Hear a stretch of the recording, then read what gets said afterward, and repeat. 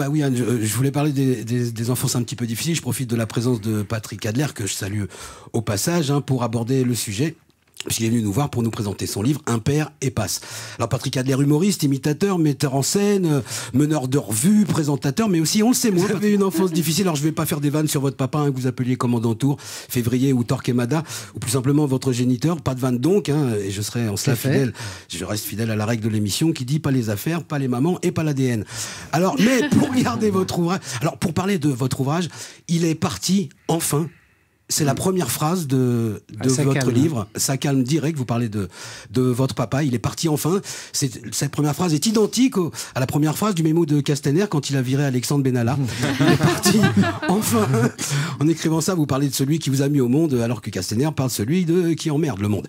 Alors, vous avez surmonté tout ça grâce à l'humour. Entre autres, hein, c'est le directeur des éditions du Sémaphore qui a écrit dans la postface de votre livre que l'humour est un talent qui vous octroie la popularité au sens premier du terme. Alors, à l'école ou au bistrot, peut-être, mais au commissariat, je vous le recommande pas. Moi, c'est au commissariat que j'ai appris qu'on pouvait rire de tout, mais alors, pas avec tout le monde.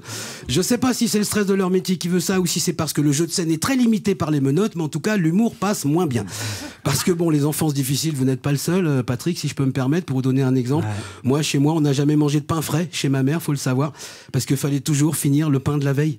Vous voyez, moi, ma mère, elle a horreur du gâchis, donc tous les jours, elle sortait acheter du pain. Hein, les anciens connaissent bien ça.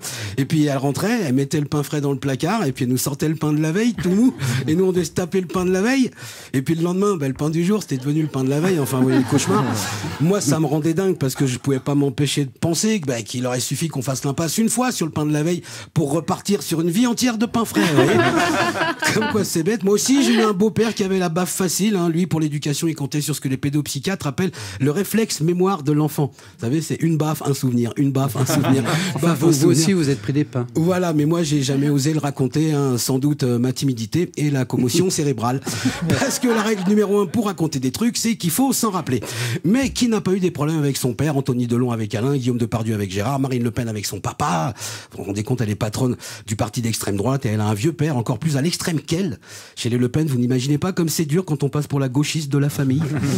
Patrick Adler, vous nous racontez 10 ans de maltraitance quand même, mais vous avez eu la pudeur d'attendre que votre géniteur ait fermé les yeux et qu'il ait quitté cette terre avant d'écrire votre livre. Pour ma part, je recommande à tous et à toutes la lecture de Impair et Passe, un roman autobiographique dans lequel la sensibilité le dispute à l'humour, un roman dans lequel vous réussissez la prouesse de nous faire passer quand même un bon moment avec vos sales quarts d'heure. Alors merci beaucoup. Merci à vous.